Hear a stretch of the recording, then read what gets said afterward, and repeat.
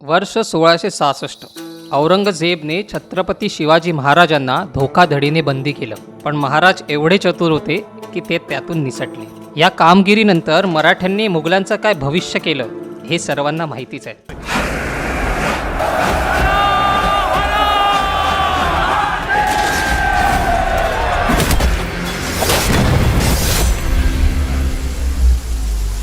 Even काही खुद्द मराठे छत्रपती संभाजी महाराजांच्या विरोधात गेले तेव्हा त्यांना पण हत्तीच्या पायदळी देण्यात आलं होतं. असे होते मराठे. ते पटकन कोणाच्या अध्यात्मध्यात जात नसे, पण जर कोणी त्यांच्यामध्ये आलं तर त्या शत्रूला सोडतही नसे. मग आता प्रश्न येतो की संभाजी महाराजांचा एवढा क्रूर पद्धतीने शेवट झाला तेव्हा मराठ्यांनी काय केलं? मुरक्कम खान, गणोजी काणोजी शिर्के ज्यांनी महाराजांसोबत दगा केला त्यांच्याबरोबर काय झालं? कोणी मारला औरंगजेबला? अखेर हा बदला घेतला तरी कोणी? काश हमारी एक भी औलाद होती उस चंपा की तरह.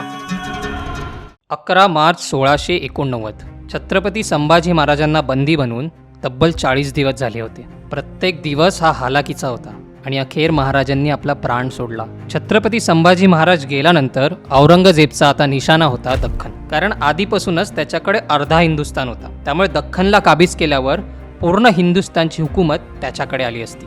पण तो विसरला होता की त्याची हिंदुस्थान काबीज करण्याची युक्ती मुघल सल्तनतला हिंदुस्थानच्या नक्षातून काढून टाकणार होती.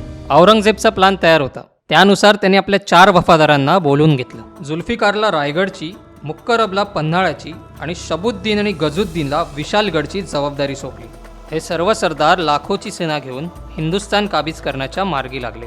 सर्वप्रथम जुल्फिकारने रायगडवर कब्जा केला आणि महाराणी येसुबाई आणि शाहू महाराजला बंदी बनवला. त्यानंतर मुक्करबने पन्हाळावर घेरा टाकला. शबुद्दीन आणि गाझुद्दीनने सुद्धा विशालगडला घेरा घातला. या विजयानंतर औरंगजेबला वाटलं की आता दख्खन त्याच्या पायाशी असेल. पण जे हाल महाराजांच्या शरीरावर झाले होते ते ऐकून प्रत्येक मराठाच्या हृदयात एक ठिणगी उडली होती आणि याच ठिणगीने आता एक पेढ घेतली. एका बाजूला होती औरंगजेबची 9 लाखची सेना आणि दुसऱ्या बाजूला होते 20 ते 30 हजार दख्खनचे मराठे. आणि याच मराठ्यांमध्ये उभे होते 2 शूरवीर, संताजी घोरपडे आणि धनाजी जाधव. या दोघांनी मुघल सल्तनतचा जिम्मा आपल्या डोक्यावर उचलला होता. गनिमी कावाच्या युक्तीने दोघांनी असा तुफान उचलला की मुघल सल्तनत बिखरून गेली. 1692 संताजी आणि धनाजी या दोघांना खबर मिळाली की औरंगजेबने तुळापूरवर आपला डेरा जमवलाय. ही तीच जागा होती जिथे संभाजी महाराजांनी आपले प्राण सोडले होते. खबर मिळताच संताजी, धनाजी आणि बावडेकरने एक प्लान बनवला. हा प्लान सोपा होता. एकाच वेळी 4ही बाजूने हल्ला करायचा आणि मुघल सल्तनतला उलझून ठेवायचं. मग तोपर्यंत संताजी कान्होजी औरंगजेबच्या छावणीत घुसतील आणि त्याला संपवून टाकतील. या युक्तीनुसार सुमसान अर्ध्या रात्रीच धनाजी कान्होजी आपली 1000ची सेना घेऊन औरंगजेबच्या छावणीत घुसले. घुसताच त्यांनी एक एक करून प्रत्येक छावणीवर हल्ला केला. अचानक झालेल्या हल्ल्यामुळे औरंगजेब घाबरला. त्याने तिथून लगेच पळ काढली आणि निघताना तो एवढंच म्हणाला, या अल्लाह किस मिट्टी के है ये मराठे. अखेर हा बदला येथे पूर्ण झाला नाही. पण खरं तर हा अंत नव्हता, इथं फक्त सुरुवात होती. कारण औरंगजेबचे पलायन झाल्यावर आता निशाणावर होता जुल्फिकार. त्यामुळे संताजी आणि धनाजी रायगडकडे वळले. जुल्फिकारला ठार करून त्यांनी शाही सोनं, घोडे आणि 5 हत्ती घेऊन पन्हाळाकडे निघाले. आता संताजी आणि धनाजी यांचा निशाणा होता मुक्करब खान, ज्याच्यामुळे महाराज पकडले गेले होते. त्यामुळे हजारो मावळ्यांनी हर हर महादेव बोलून मुरक्कमवर हमला केला. संताजी घोरपडेने मुरक्कमला एवढा मारला की त्याचा तडपून तडपून अंत झाला. आता बारी होती गणोजी आणि कान्होजी शिर्केची. संभा की गिरफ्तारी हम दोनों के सपने पूरे करेगी, भरोसा रखिए.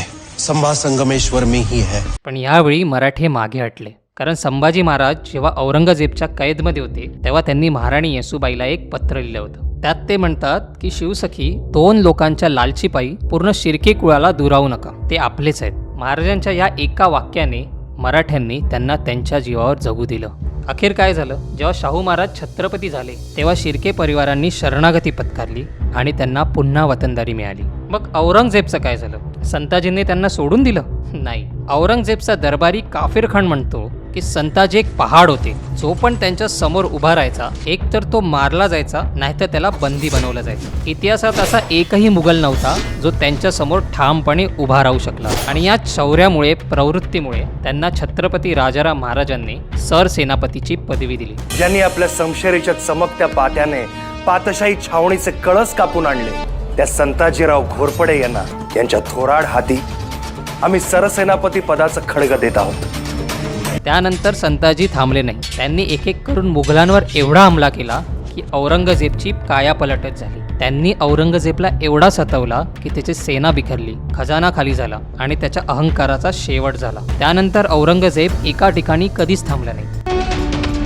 मराठों ने हमारे नाक पे दम कर रखा है, चैन से सांस लेने देते हैं और ना ही निवाला.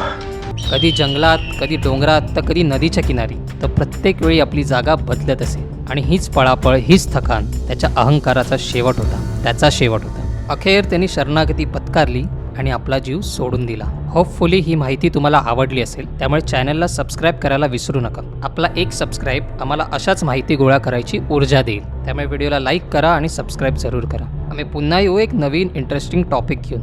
तोपर्यंत मंडळ आभारी आहे.